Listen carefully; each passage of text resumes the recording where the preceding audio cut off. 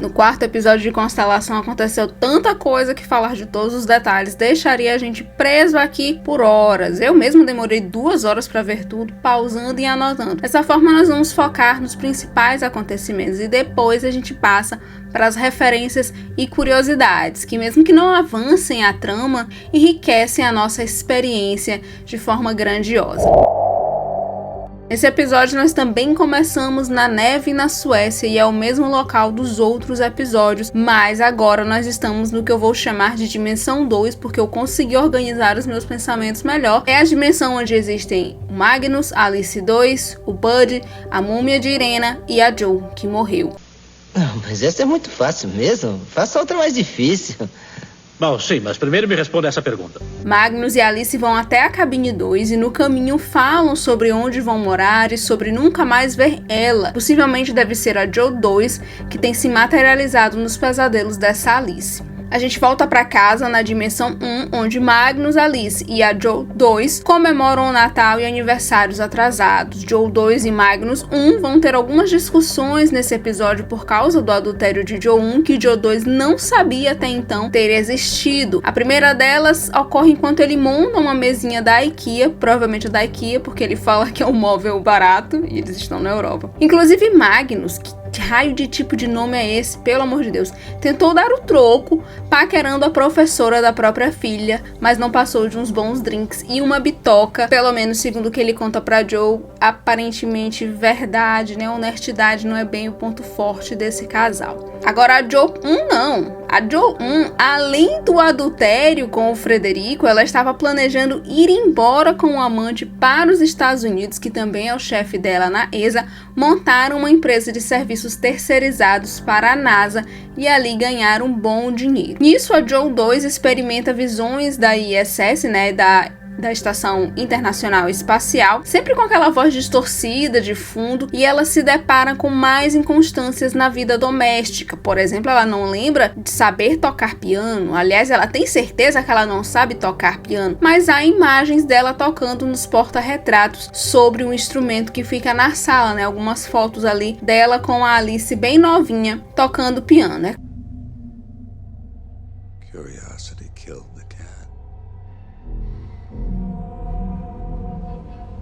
E lá na ESA, enquanto Henry deveria estar fazendo seus cálculos, ele está escrevendo teorias no quadro. Henry sabe exatamente o que aconteceu e está tentando provar. Aliás, ele parece saber há muito mais tempo da interposição das dimensões do que o fenômeno mostrado no dispositivo CAL. Inclusive aqui, quem souber o que a sigla CAL, né, C-A-L significa, deixa aí nos comentários, porque eu nunca consegui ler nas letrinhas dos arquivos que vão passando, né? Nessa mesma hora, o Bud, que é o Henry da dimensão 2, está saindo da sua cabine no cruzeiro e se comportando como se nada tivesse acontecido, como se ele não tivesse matado o senhor negacionista na noite passada. E lá vem o FBI investigar exatamente esse caso. Bud chega a conversar com a detetive Benice sobre ele ser um dos bonzinhos, por ser um astronauta que pisou na Lua. Mais tarde, a detetive Benice, vendo as imagens do sistema de monitoramento do cruzeiro, que mostram Bud e Mr. Negacionista andando no convés, acaba testemunhando o fenômeno de repartição das dimensões. Ela só não sabe o que é essa distorção na imagem.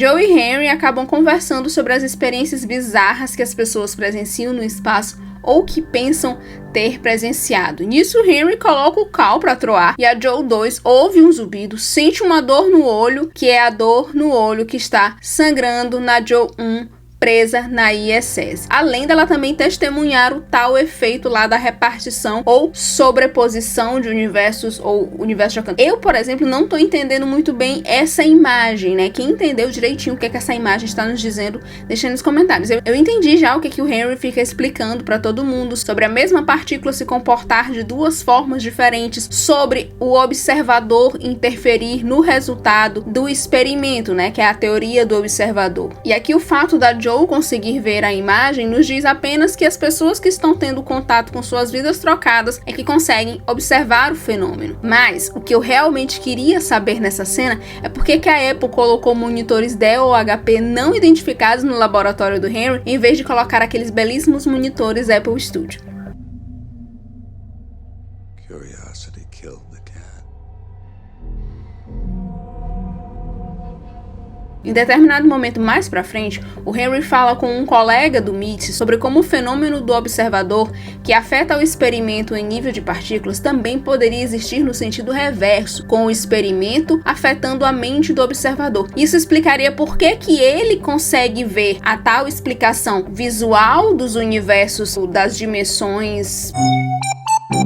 É isso que me deixa confuso. O que a gente vê na tela é um ponto que se transforma em dois. E esses dois pontos, eles ficam paralelos, né? E essa imagem, ela vai se repetir em outros momentos desse episódio. Quando o Henry explica, né, sobre as partículas que se comportam de formas diferentes no mesmo lugar, na verdade é como se as coisas estivessem se interseccionando, né? Um universo estivesse tocando no outro e não que tivesse apenas se dividido. E é isso que ele fala do experimento estar afetando a mente do observador, parece que se comprova com a Joe descobrindo que sabe sim tocar piano, né? Porque essa Joe não sabia tocar piano até entrar na dimensão da Joe 1, e o Henry conversando com o Bud em uma tela de computador desligado. A nossa famosa Black Mirror, Charlie Brooker, corre aqui, por favor.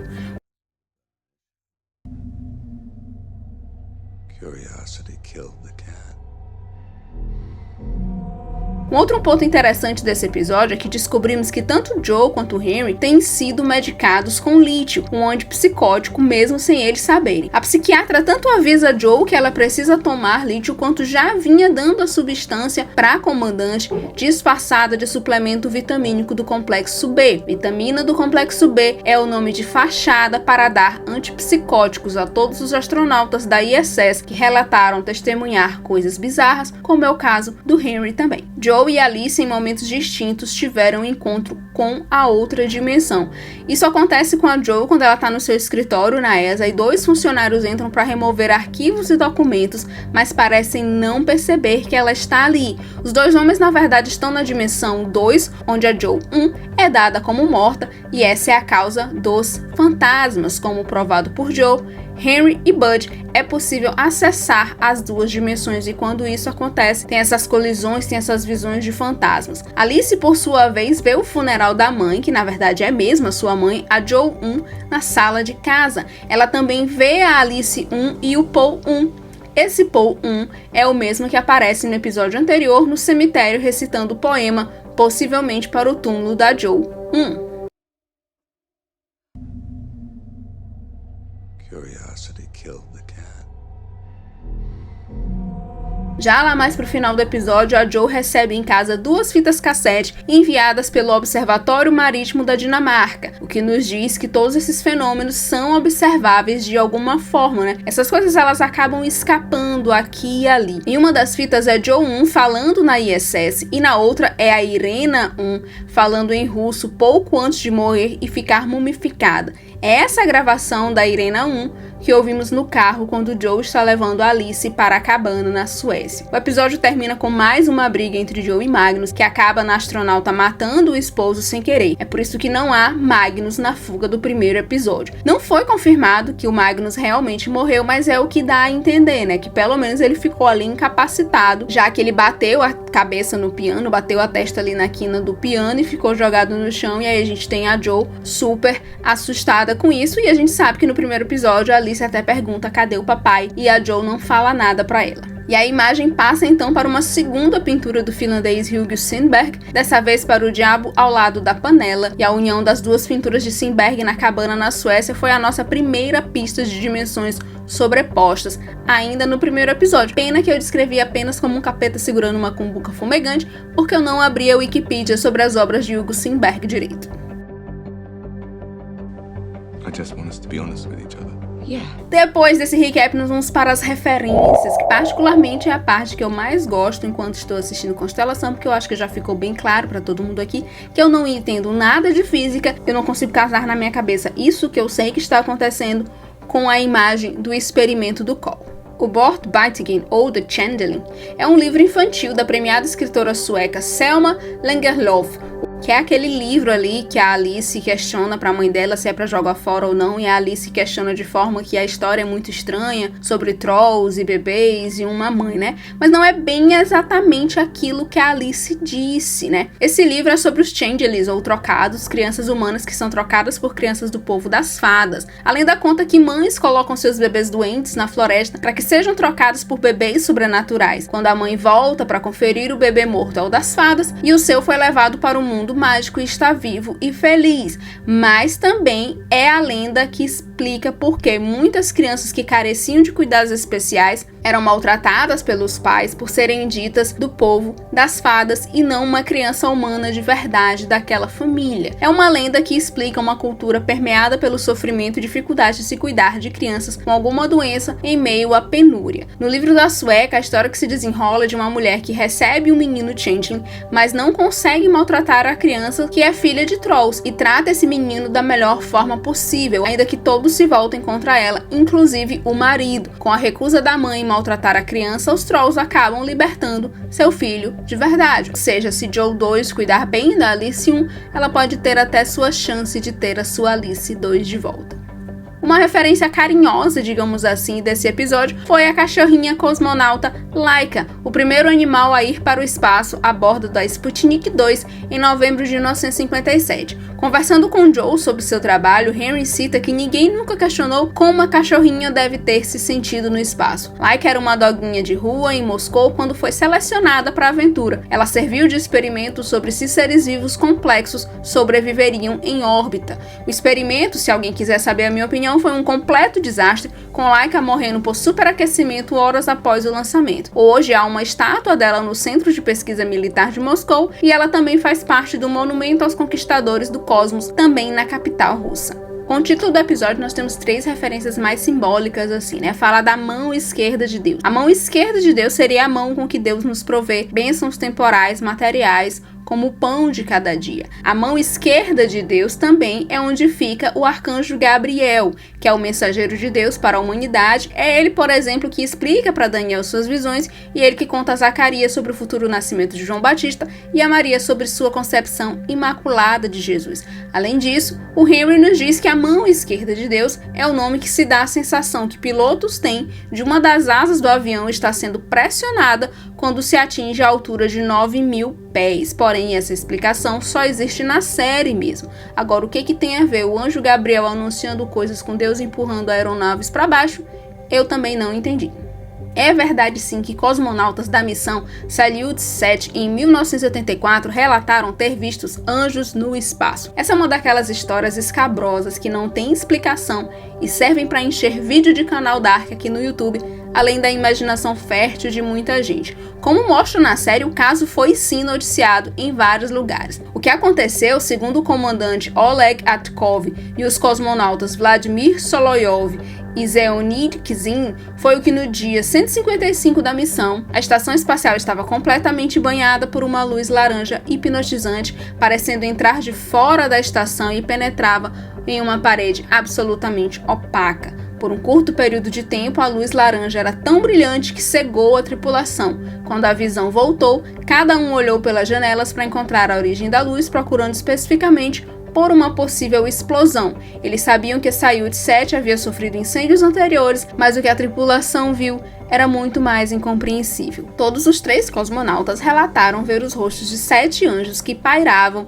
do lado de fora da estação espacial.